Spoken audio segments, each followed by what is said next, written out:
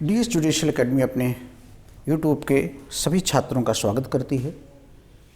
हम आपको एक दूसरा क्वेश्चन फिर बताने जा रहे हैं। वह है भ्रष्टाचार अधिनियम के अंतर्गत अपराधों के लिए प्रोसिक्यूशन अभियोजन की पूर्व मंजूरी की शर्तें क्या होंगी। भ्रष्टाचार अधिनियम में किसी भी लोक सेवक पर अभियोजन चलाने से पहले गवर्नमेंट की पूर्व अनुमति लेनी पड़ेगी, तभी वह चलेगा। धारा 19 में पीओसी एक्ट के ये प्रोविज़न दिया गया है। आइए इस क्वेश्चन को तैयार करते हैं। इसमें क्या क्या मुख्य बातें हो सकती हैं। भ्रष्टाचार अधिनियम के अंतर्गत लोक सेवकों को सेफ्टी दी गई है ताकि अपने कामों को स्वतंत्रतापूर्वक कर सकें। भ्रष्टाचार अधिनियम की धारा 19 में किसी भी प्रोसिक्यूशन किसी भी अभियुक्त के विरुद्ध चलाने के लिए बिना गवर्नमेंट की अनुमति के कोई भी अभियोजन नहीं चलेगा। प्रश्न है किस स्टेज पर यह अनुमति ली जाए, ये महत्वपूर्ण क्वेश्चन है। तो भ्रष्टाचार अधिनियम की धारा 7, 11, 13 और 15 7, 11, 13, 15 में जो भी पनिशेबल ऑफेंस किए जा रहे हैं वे ऐसे लोक सेवकों पर चलाने से पहले कंसर्निंग गवर्नमेंट की अनुमति लेनी चाहिए, उसके बाद ही उनका प्रोसीडिंग चल सकती है। 2018 में संशोधन किया गया है, जहां संघ को मामलों में कोई नियोजित था या नियोजित है जबकि अपराध घटित हुआ है, चाहे वह नौकरी पे था या रिटायर हो गया है, वहाँ पर उसके विरुद्ध अगर कोई शिकायत करप्शन की गई है तो संबंधित संघ सरकार की अनुमति से ही ऐसा मुकदमा चल सकता है।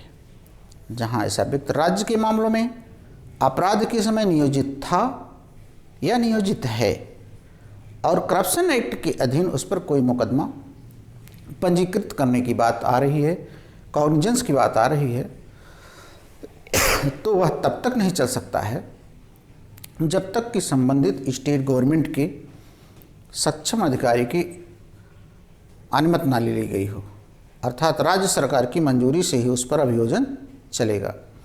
किसी अन्य दशा में ऐसे लोक सेवक को उसकी अनुमति लेनी पड़ेगी जो उसको हटाने के लिए सक्षम है।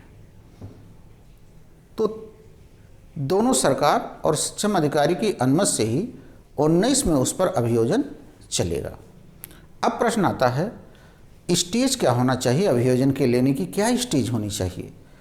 तो आपको बता दें, कोई पुलिस अधिकारी या इन्वेस्टिगेशन ऑफिसर किसी भी अधिकारी या अन्य किसी प्राधिकारी द्वारा भ्रष्टाचार में वर्णित अपराधों की दशा में न्यायालय द्वारा संज्ञान लेने वाले अधिकारी को ऐसी दशा में संज्ञान लेने के समय या उसके पहले मंजूरी का सर्टिफिकेट ला करके देगा, अर्थात संज्ञान के स्टेज पर ही मंजूरी दी जानी चाहिए, कॉग्निजेंस के स्टेज पर ही।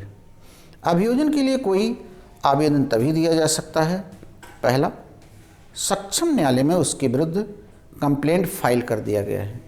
जब सक्षम न्यायालय में एक कंप्लेंट फाइल कर दिया गया है, उस कंप्लेंट फाइल होने के बाद ही अभियोजन की मंजूरी की बात आती है, या सेक्शन 203 के अधीन वह परिवाद अभी खारिज नहीं हुआ है, उस समय इसकी बात आती है।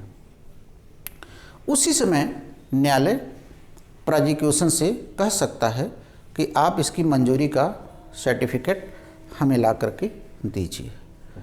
लोक सेवकों के विरुद्ध अभियोजन की अनुमति देने से पूर्व समुचित सरकार ऐसे लोक सेवकों को सुनवाई का अवसर देगी। जिस लोक सेवक के विरुद्ध अनुमति ऐसी मांगी गई है आयोग द्वारा, उसको सुनवाई का अवसर देने के बाद ही गवर्नमेंट उनको अनुमति दे सकेगी। समुचित सरकार पूर्व मंजूरी के दिए गए आवेदन पर 3 माह के अंदर फैसला लेगी और समुचित दशाओं में 1 माह उसे एक्स्ट्रा दिया जा सकता है, 1 माह उसको बढ़ाया जा सकता है। इतने दिन में आप इसका मंजूरी दे दीजिए। अगर गवर्नमेंट मंजूरी देने में असफल रहती है या मंजूरी नहीं देती है तो ऐसी दशा में विशेष न्यायाधीश द्वारा पारित कोई भी निष्कर्ष, दंडादेश या आदेश विफल नहीं होगा, परिवर्तित नहीं होगा। अगर मंजूरी नहीं भी देती है तो वह आदेश विफल नहीं होगा, बेकार नहीं जाएगा और उसके कारण अगर वास्तव में अभियुक्त के साथ कोई अन्याय नहीं हुआ है तो सारी प्रोसीडिंग बिल्कुल ठीक ठाक मानी जाएगी। दूसरे शब्दों में अभियोजन की पूर्व मंजूरी के अभाव में अभियोजन तभी विफल होगा जबकि अभियुक्त के साथ वास्तव में फेल्योर ऑफ जस्टिस हुआ हो, एंड ऑफ जस्टिस हुआ हो।